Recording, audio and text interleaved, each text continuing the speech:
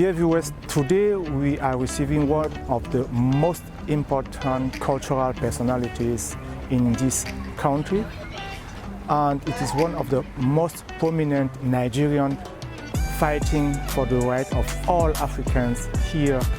And behind me is the United Nations system. It is the place where he has spent much more time than home. Please just welcome.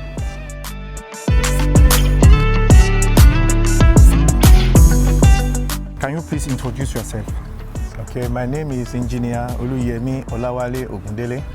I'm from Nigeria, born in Lagos, Nigeria, and I came to Austria in 1981.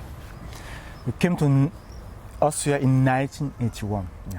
To do what? Actually, I came to study, but at the initial stage, I was actually planning to go to the UK, so Austria was just supposed to be a stopover. And eventually, I find myself in Austria over 44 years now. 44 years. After 44 years, we are now in a symbolic place in front of the United Nations system, the third United Nations system in the world. You have spent much more time here than everywhere else in this world. Can you tell us more about how you start here at this wonderful place in Austria? Yeah, this is really a very interesting story. As a young student at that time, I have a lot of people working in here, Nigerians, and I really cherish what they do. And I also affiliate to this peace and all this United Nations, One Nation, and all sort of things like that. So I come often to visit. So on a fateful day, I came to see one of big brother working there, and I saw people picking application form at the gate. I was still a student, and I was like, oh, let me pick 2 or 3 forms. I picked. I went to fill the form, submitted the form, and I was surprised that after about 2 weeks, they called me. Yeah, you said you're a student. I said, yes. Can you work on weekends? I said, yeah, I will be happy to do that. And that's how I got my first job. It was really God intervention. This was really the first job you had in Austria? The first job you had here? Yes, for permanent job, because at that time I was working as a student job here and there, running around. That was the very first job. And it was an ad hoc job, only for weekends alone. And as a student, it was really a great opportunity. Yeah. Let us come back to your biography. You came to Austria and they speak German in Austria. You don't speak German, you speak only English. How was that step from a English-speaking Nigerian to a German-speaking Nigerian in Austria? Was it easy? It was not easy, but it was with full determination, and it was like a matter of life and death. I said this because I wanted to go to UK, like I said, and I was deported back from UK. However, I have an Austrian visa and a Switzerland visa. So I said, okay, let me pass by in Austria. Let me see if it's somewhere I can stay. It was visiting visa. I go back home and then maybe come again. So eventually, I discovered they are speaking German. I never knew German language they speak, and I was so young. I didn't want to go back to Nigeria out of shame. That he left. He said he's going to study UK and he's back after few days. So I decided to stay here, and I was really ready to give everything. So I was going to the language school. At home, I would study. So I was really determined to get that language behind me. So within the short time, I was really able to excel in the language. So it was really a matter of determination. I have no option. I just have to get the language. So thank God. You had no options. It means you fought against all the odds to have this language, this German language. And were there any, how can I call it? Were there any obligation for you to do that? Were you obliged to learn the language? Because there are people in Vienna living but speaking only the English language. Okay. Yeah, I'm obliged because I was very young at that time. I was just like 20 years old. And I applied to renew my visa. And they told me, except you get to school, not even the language school now, you have to get to an institution here, they will not renew my visa. So I know if I have to stay here and survive, Then I have to learn the language, so I'll be able to get into an higher institution and be able to study something and then regularize my stay. So it was really a challenge that I was ready to take up. Yeah. I know the first time we met, it was, I think, 1997 or 1998. This was at the Radio Africa, Lawrence Mandelgasse in the 16th district. And you came there because you wanted Radio Africa to come and cover one of what you are organizing, the Egbe or Modudua Verein.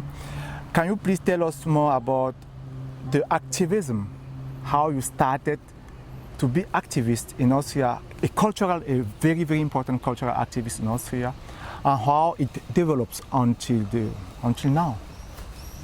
Thank you very much. Because some people find it very interesting when I tell them I'm an engineer by profession, but my passion is culture.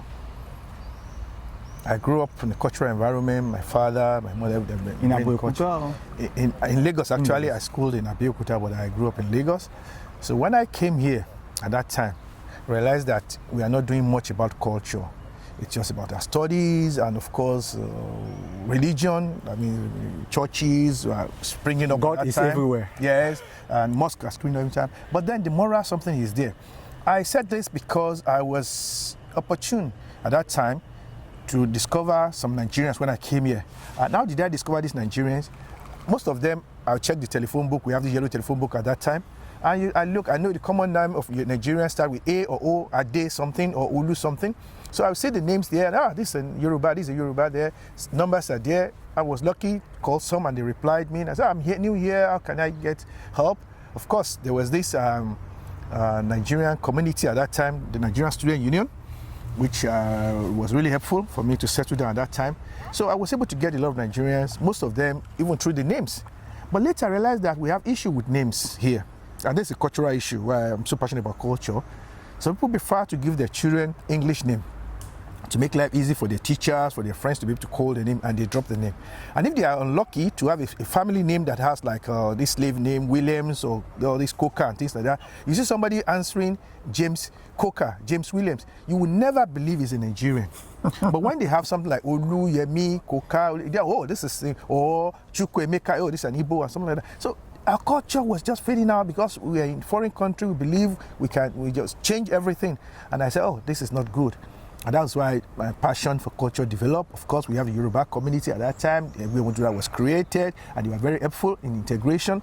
So not like now that we have a lot of organizations being established to help integrate Nigerians or foreigners. At that time, the cultural group are the first in that line, because when they see a Yoruba man outside, they don't want him to sleep on the street. They will help him to have a place. When you see Igbo man, see an Igbo man on the street, they want to help. So this is a cultural thing, and I just believe that we have to do more about it. So many people think, okay, it's not bringing me money, we're not getting more sponsors and stuff like that, and they don't want to waste their time. But for me, that's my calling. I believe I'm so passionate about it, and that's why up till now I'm still very active in promoting the African culture, most especially the Yoruba culture. Most especially Yoruba culture. Does it mean that when we see now the last 20 years or the last 10 years, the Yoruba culture or the Nigerian cultural communities grew up, but the Nigerian community grows up, but at the same time, you created the Ajire Festival. And the Ajire Festival is a kind of, for me personally, one of the greatest African festivals in this country. Can you tell our viewers how the idea came to create, to launch, or to start the Ajire Festival in Vienna? Thank you very much. Actually, at that time, I was the president of the National Association of Nigerian Community in Austria, shortly called NANCA. And every year we have different cultural groups which are actually affiliated to NANCA having their cultural event. So when I became the president, I said we should have a united cultural event as a Nigeria. And I wrote to all the chairmen of all the cultural associations or the ethnic to come up with a joint event. So most of them were not interested in that because they wanted to promote their specific culture. Because Nigeria, as you know, we are multicultural. And of course, it's also going to cost a lot of money. So investing the money, they say, if NANCA has the money, we can do it, but So at the end of the day, I asked them to come with proposal. What can we do? A sport event, cultural event, dancing and stuff like that. So the Yoruba community came with this idea. The Ajire Festival. Yes, that they want to have a type of carnival that will be visible to everybody.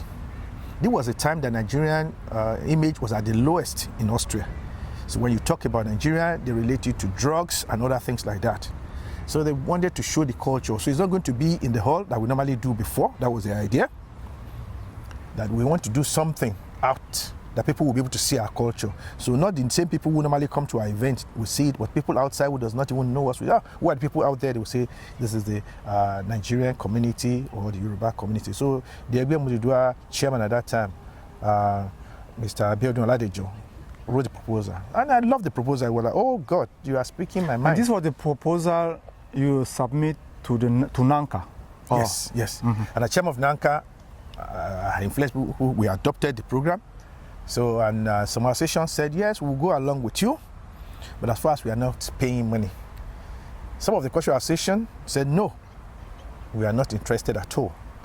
Luckily, we have an ambassador at that time who, she's a Yoruba woman, and she said, no, this is a good one. Why not? Let's just do this together and stuff like that.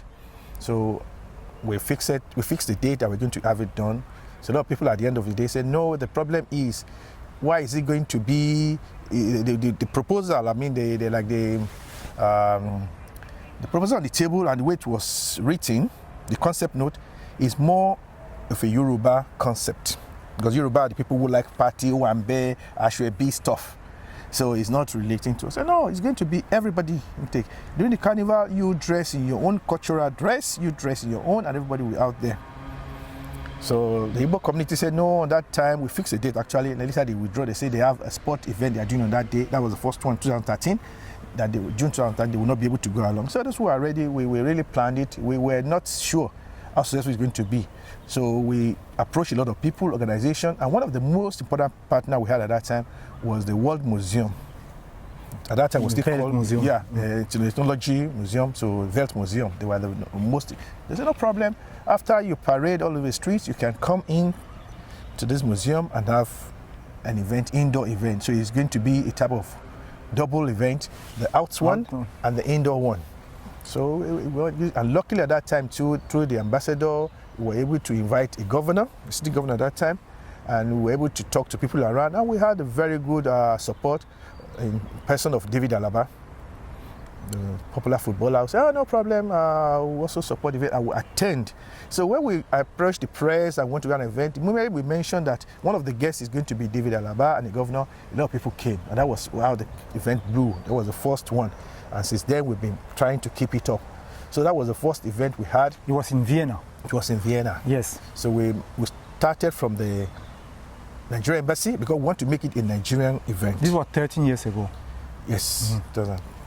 So we started from Nigeria embassy, marched through the city, most especially the city center, Chaos Plus, where everybody will see us, and straight to the museum, to the front of Eldenplatz, and we move into the museum to continue the event. And at that time, a lot of people joined. I mean, we had, apart from the Nigerian community, Edo community, Eastern community, we joined at that time. We also had Chinese community because we are also a member of the Vienna Cultural Association. So a lot of other people joined us for the first one, and it was very successful. Subsequently, we had a lot of people backing out because they were of the impression that the event must have bringing in a lot of money and that we were not sharing the money with them. And and that is why the event is more like a Yoruba event now rather than a Nigeria event, because there was a rumor all over the place. So people didn't get the facts right. They believe for that event to be very successful, to be on the street and everywhere, something must be coming in. And of course, even for it to be tagged a direct carnival, and that's what I want to point out now. The event was never a direct carnival.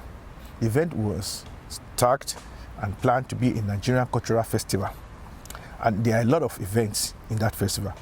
Only the one that Yoruba put in proposal was the Adire Carnival, which is supposed to be the last day of the event. So we had, even at the first one, we had Nollywood Film Festival, where we showcase the latest film from Nollywood at that time.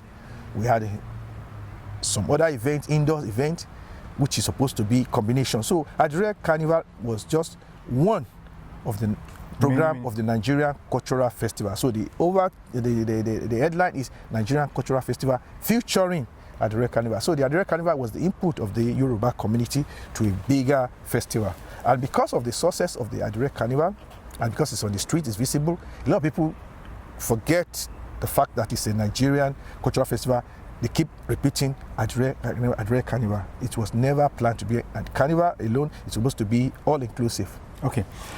But before we reach the Adire Carnival, the Nigerian communities has fought a lot against all sorts of discriminatory policies in Vienna, in Austria. Let us come back to 1999 with Marcus Omofuma. You, as a Nigerian, how did you experience that time in Marcus Omofuma? It was a very sad experience that I don't want to witness again. Like I said, I was still young in the country, and we lost one of us. And the way and manner it happened was very painful. That he had to cover his mouth, that he has to die in pains, and there was even lies spreading around that he was sick and this and that. They did not claim that the death was result of the mouth that was covered. It takes a lot of specialists to keep doing autopsy before they come up with this. The police said something else, the Austrian doctor said something else. I think it was the Hungarian, airline that he used, Bulgarian doctor that said, okay, this is suffocation and stuff like that. So it was very painful, and we were all ready to demonstrate and to show our bitterness. But in a country where we are foreigners, how do we showcase? There's limits. So one of us went out on the street. We didn't even know it's illegal. We were not registered as an organization. We were there.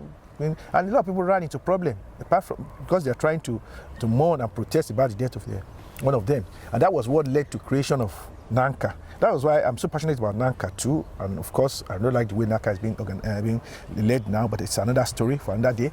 But it was then we now realized that we have to organize ourselves. So we came up, some of the elders at that time came up and we formed NANCA, so that when we have an association registered, we can go up, protest, and they'll be covered by that association. But that time they picked a lot of people up as their ringleaders, and some of them were sentenced and stuff like that, were being monitored just because they came out to protest. But the protest was like, we were like children without parents.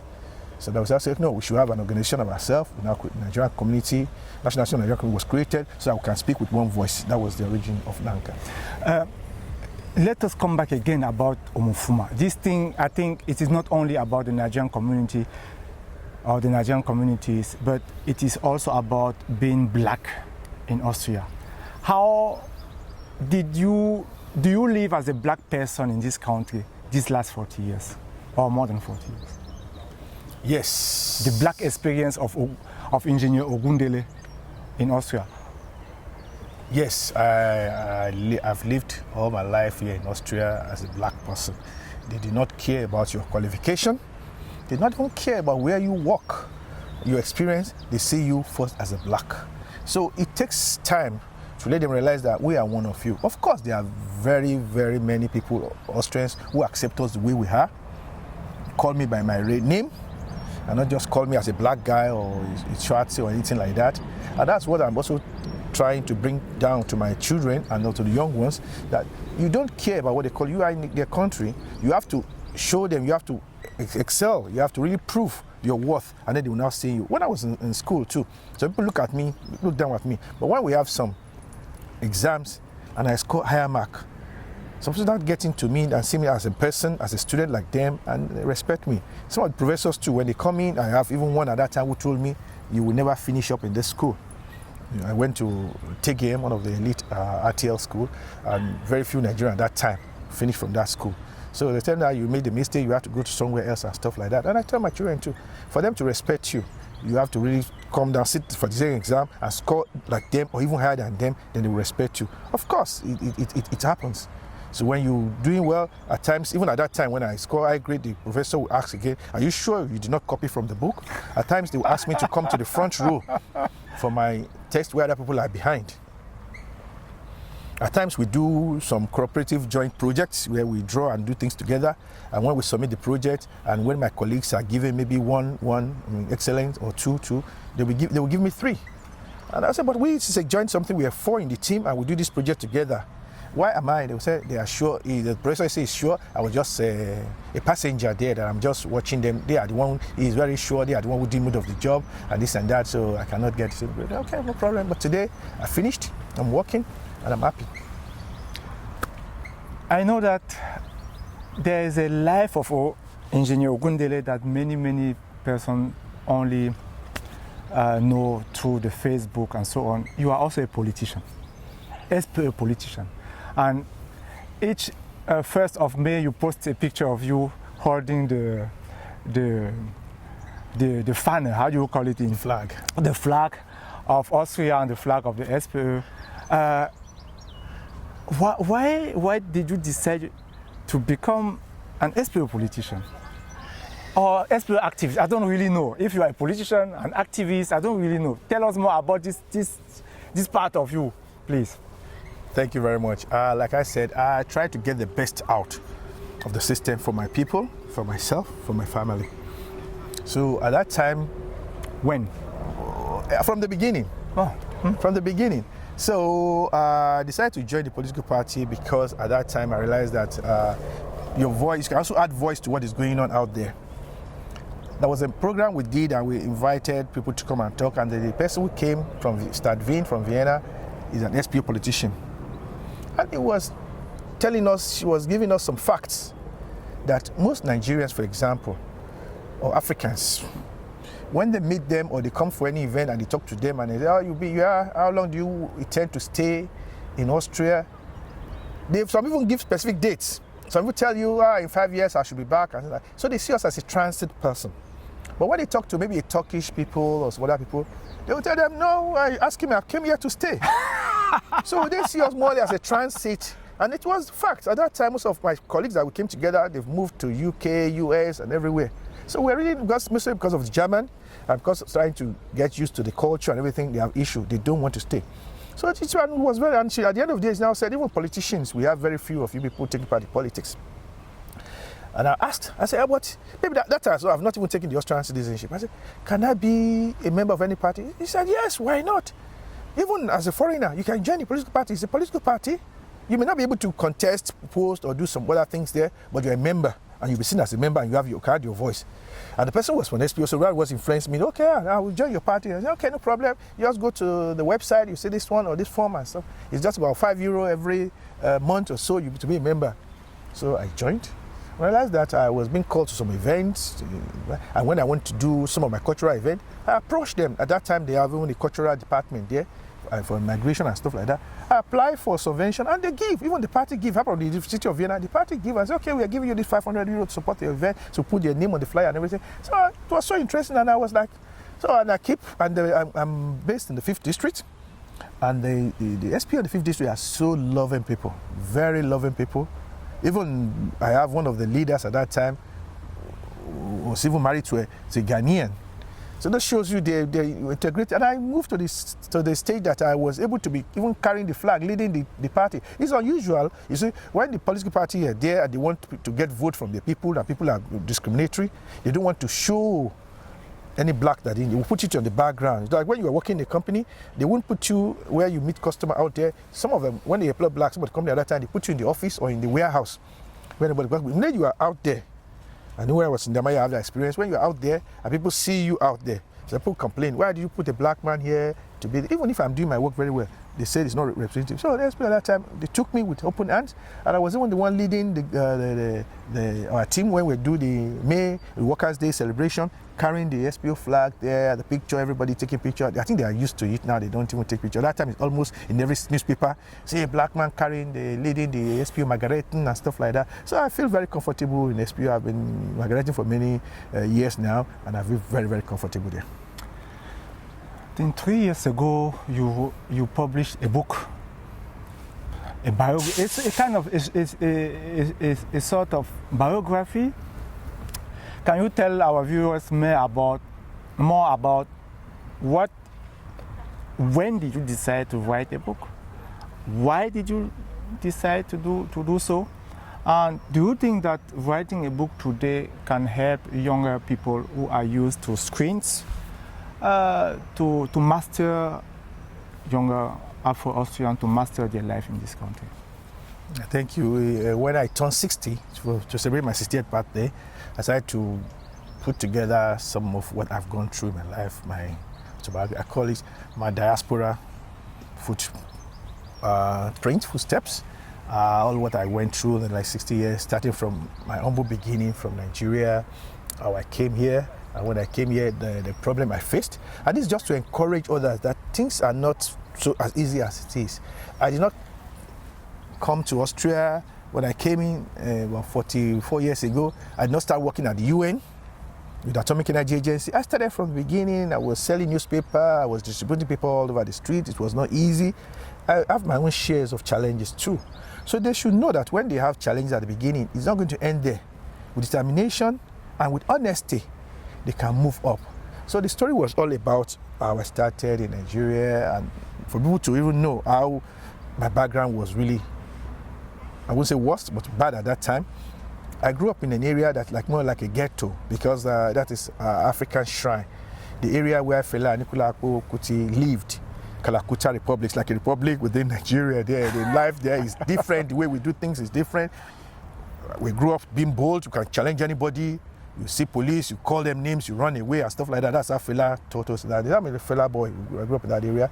I was born in number 4, Falari Street, and the shrine was at number 2, Empire Hotel, Falari Street. So you know how close. And the Fela house was just right opposite the main road at that time. So my beginning was like that. And I also grew up in a face me and face you, as they call it, when you rented apartment where houses where you have a room and the next room and 3 or 4 people are sharing the same bedroom or toilet together. That was my background. Okay, went to school in Lagos, grew up in Lagos, went to secondary school in Abeokuta. So from humble beginning, and so I'm happy and I'm proud of what I am today. But it's because I didn't allow anything to bring me down. I continue. So I went to one of the best secondary school in Nigeria, my school Abeokuta, that produced people like Abiola, MKO, Moshood Abiola, yeah. Olusegun Obasanjo was a president as a military man, as a civilian. Jibola. So I tried to put all those things together. That okay, this is how I moved, until I turned 60 on my political things. And of course, I also spoke about the Adire. But what I wanted to mention about the Adire that I didn't mention before was, how do we come about this name Adire? We want to do this thing on the street, and because we Nigerians and Yoruba, we're used to wearing ashobi, we want to wear something everybody will know. And I realized that the only business Austria does with Nigeria is lace business. Nigeria comes with millions, up to now, millions to Lustenau, to Farabeg, to Switzerland, and buy lace material. So, and I said, okay, we're not going to wear lace. This is Austria. We want to show them that we have something we wear back home in Nigeria that everybody knows and can also be sold here, and people in Austria will like it as well. So I started and I was thinking, Ankara looks, the name looks like Turkish name, even if we wear it in Nigeria. I came up with Adire, and because I came from Abeokuta, and the background for Abeokuta is the home of Adire, the tie and dry thing. So I came up with that. So it was still Nigeria Cultural Yoruba Festival. So, but it's common that when you do something that's visible during the event, you add it to the name. Just like the World Cup, they call it Coca-Cola World Cup or FIFA World Cup, they call it Kodak World Cup, depending on the sponsor. Exactly. So I'm able to get also people from Abeokuta to sponsor the event, so Mr. government sponsor, so we now target Adire Carnival. And the name radiates everywhere. And that was the first time, even outside Nigeria, that we have this Adire Carnival. Other people have other names, they call it Ankara Day, they say Day, so the Adire. So since that then, everybody picked Adire. Even when there was opposition to the name, you call it other name, but people still refer to it as Adire Carnival just because of the things we wear. So it was just to counter the lace here in Austria that we came up with the Adire at that time. So all those things I tried to put in that book for people to see where we started and how we got to where we are today. And that was for my 60. Maybe for my 65, but then maybe I will finish the other book I'm writing already, which I call it's about the tragedy or what the diaspora go through. So it's just to continue of my diaspora footprint. It's just to show them more what we are losing. People at home thought we are gaining, because you go home, you are a millionaire, you change $1,000, but we are losing a lot of other things. A lot of people didn't know this. We are losing our children, we are losing our culture. Not that our children are dying, but they don't even want to have African culture anymore. We see a young boy of 10, 15, you meet on the street or the U-Bahn, he will look aside, not to be able to say hello, uncle, or this and that. But when we came in, even you look for face contact with any African you see on the street, on the road, just to be able to say Hello, it doesn't matter where it came from, but you see yourself as black to black. But people are really going away, and I spoke about the names also. We are losing the names, and even some people are not even thinking of going back home anymore. Some of us invested back home, we built houses and everything, and we're afraid that our children born here might not even go home to inherit that place. We just give it to people out there. So we're really suffering. So it's suffering of the diaspora is going to be the book to people to see the other side of us. That at times we go home, we are happy, we are radiating, but we are suffering innerly. We are losing what belongs to us. Some of us are losing our children to culture. Things that doesn't happen before is happening now to our children here. In UK even more, Austria is going to be better, but it's a general thing now. So people are only thinking about the money we are making, but we are losing our senses. How can we resolve that problem? It's to support the promotion of culture to some extent. We have children that are being born now. I know some people now who train their children now, African culture, take them home often to see back home, because some of them, I was told of someone in UK, if she want to threaten her children, she would tell her, I'll take you to Africa, I'll take you to Nigeria. They will say, Mama, please don't take me there. They kill, they do things there. So they're afraid. So they're actually not to be afraid, to know that that place, they won't love you more. When I went to my children sometimes, they don't want to come back because 2-3 aunties is there to take them out, to get asking everything. It's like here, we're always at home 24/7. But yeah, when this one come today, next day another one will come. When is this auntie coming? And they were like eating everything, doing everything. We have to encourage them. Go back home more often. Train them in the African way here. Let them learn the culture. Give them the names. They won't tell me and say, Mommy, I don't like people calling me Olawale. Why didn't you call me Jeff? What do you think? I said, no. Don't you think we need an African school in Vienna? But all the other communities have their own schools here. The Japanese, the Chinese, the French, the Turkish, and so on. Don't you think that an African school can resolve the problem? Yes, it's long overdue. Our problem is just a multi-language thing. Because when you say the French school here, they go to French school. But when you're talking about African school per se, they want to use French or English. If you say no, African language, they will say, which language are we going to accept? Is my children, I'm a Yoruba, going to be speaking Swahili or anything? We have to pick one language that is being used everywhere. Or even they have different languages in the school. And probably we take, maybe like we're in Austria, the German one to be the upper one. We don't have to say French or English. And then teach them the languages. It's long overdue. That will help us. And the morals and the culture will be taken care of. Because unfortunately, I'm unapologetic about this. Religion is also one of the biggest problems we have. But the Christian and Islamic religion is one of the biggest problems we have also in this cultural thing. Everything has to be biblical and everything like that. They don't even care about culture anymore. Even the church will not encourage you to give your child. Even the church will encourage you to change your name. My name is Ogundele. I know many people who are Ogun or Shogo, whose names has to be a name with the gods of our fathers at that time. And they have to, because they are Christian now, they are pastor, they have to change the name and put Jesus in front of the name. And this thing, I said, why? I've seen bishop before asked Eshubi, which is like a devil or what they call it, this and that Eshu. I don't know how they translate it to something different, but it's like one of the gods at that time, or Ogun, like my own too. Because they want to be seen as holy and everything. So this thing is not helping situation. So we're really missing it. And if care is not taken, very soon, our own culture and everything will be relegated. Even our languages will not be spoken anymore. Let me shock you that even in Brazil, Cuba, all those areas where we have Yorubas, the ancestral, they're even more cultural than we in Nigeria. We don't appreciate what we have, or to maybe we're going to lose it. But this is what we were taking away as slave at that time. But the small Yoruba culture, their father, grandfather were taking a slave, hand over to the child, he'd give it to the own child, and they're keeping it. You will see them saying something, although they might not be able to pronounce correctly, but they were saying the right thing.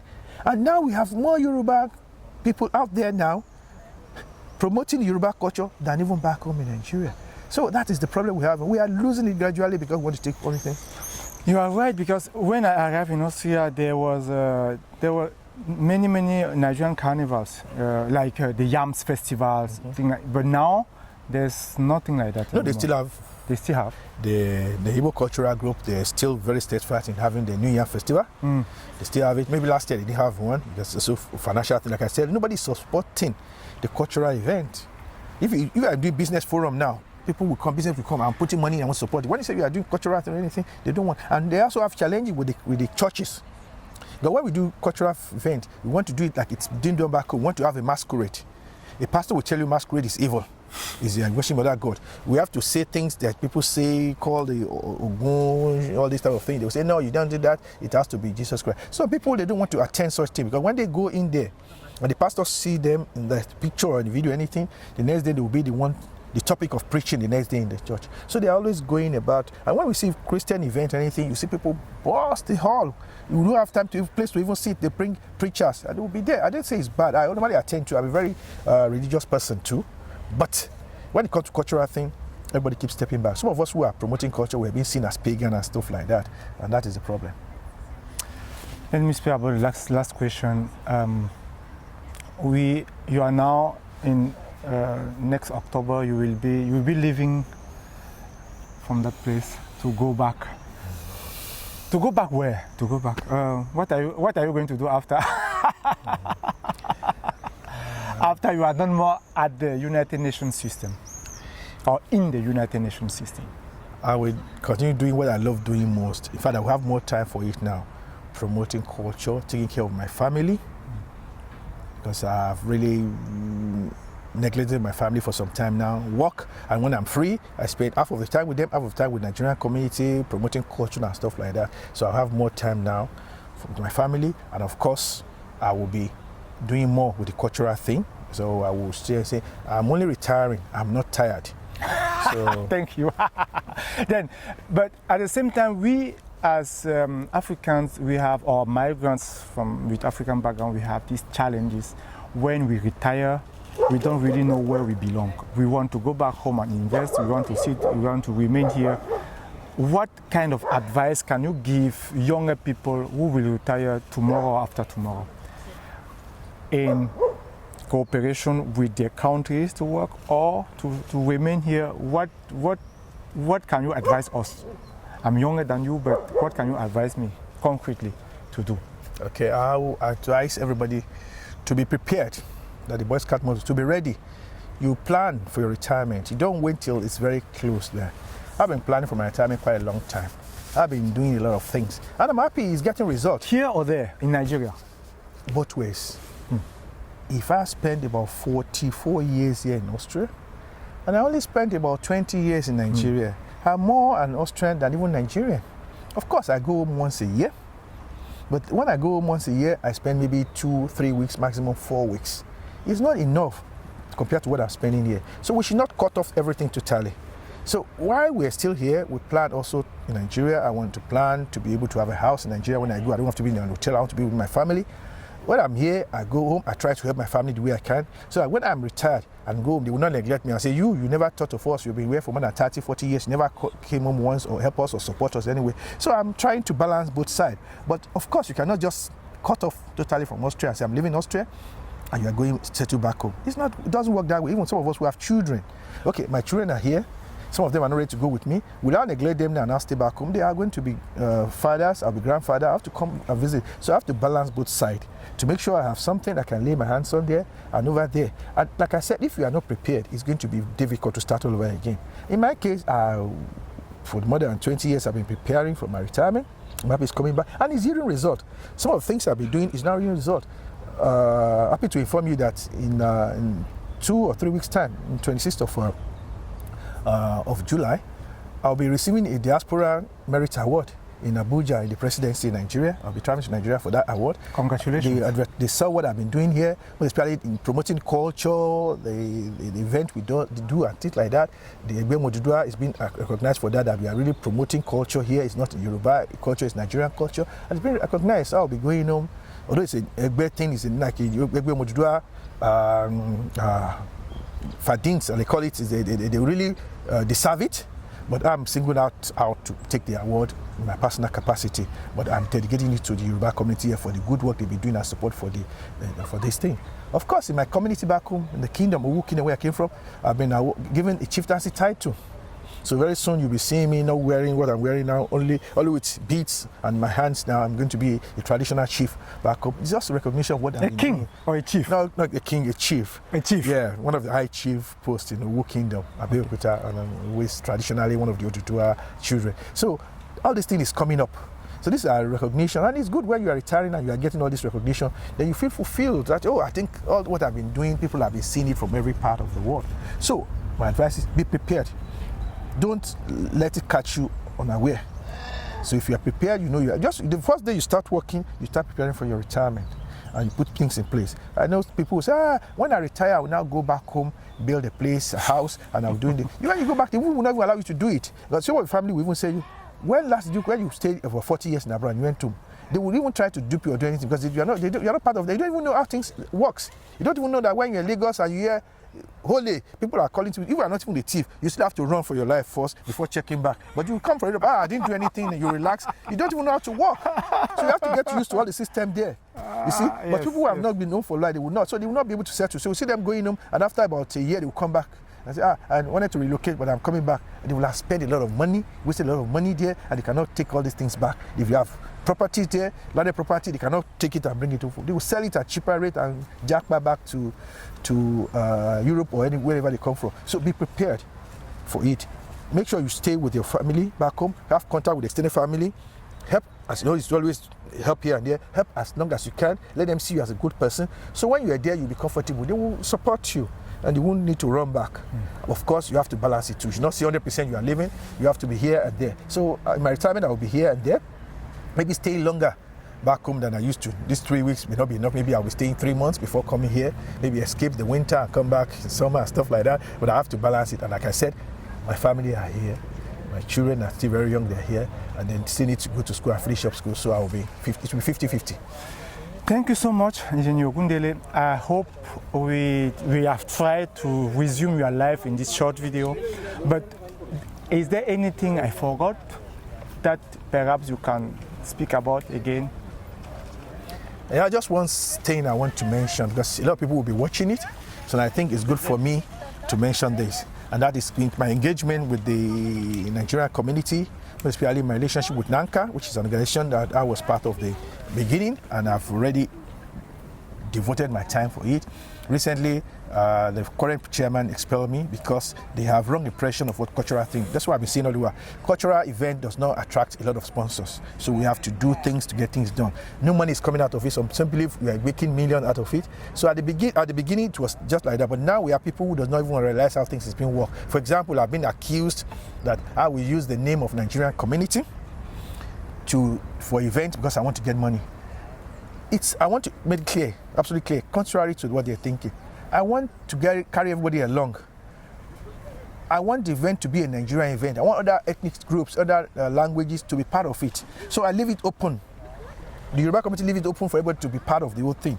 So that's why we didn't call it Yoruba something. It's a Nigerian thing. And when you see, you were one of the event, we are waving Nigerian flag and then Austrian flag. Not Oduduwa flag, Yoruba Republic. No, it's Nigerian stuff. And when we call it Nigerian Cultural Festival, it's because we want everybody to be part of it. And Yoruba is a Nigerian culture. And of course, people didn't realize that we have Yoruba in Brazil, in Cuba, in Benin Republic. And if we're doing it, even maybe they have different way they do it there. So we put it's a Yoruba, but Nigerian Yoruba Cultural Festival. Even the last time we put the name Yoruba Cultural Festival and Nigeria in bracket, and people are saying so. But I think the leadership now has to learn. They don't know the difference between Nigerian community and National Association of Nigerian Community. Nigerian community is everybody here in Austria. You can come on, my children who are not members of NANCA, they are with you, they can say they are Nigerian community. But when you say National Association of Nigerian Community, that's an association you have to register to be a member. And that's why we have the president now, who is claiming to be the head of you. No, he's only the head of the membership of the National Association of Nigerian Community. So when you have an event and say the event is a Nigerian community event, it's a Nigerian community event. It will only be a NANCA event if you say it's a National Association of Nigerian Community event, and they say you have full responsibility for it. So we're in court on this, and this I want to make clear that this is not the issue. People should get it clearly that it's not meant to get money, it's to promote Nigerian culture in general, maybe Yoruba culture in particular, and Yoruba is one of it too. And I'm encouraging that other cultural groups should also, maybe we don't do it every year, we do it every 2 years, maybe when we don't doing one. And I thank the Igbo community for this time for taking the bull by the horn. This year there's going to be an Igbo carnival.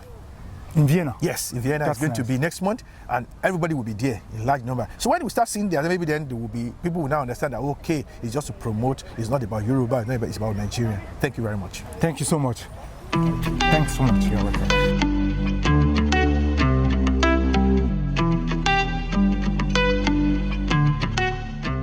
You watched the conversation with Ingenieur Oluyemi Ogundele, one of the most prominent cultural activists in the African communities in Austria. We hope it was really, really nice, interesting, and we are preparing for the next chapter to invite the next interesting person for you and for our viewers. Thank you so much.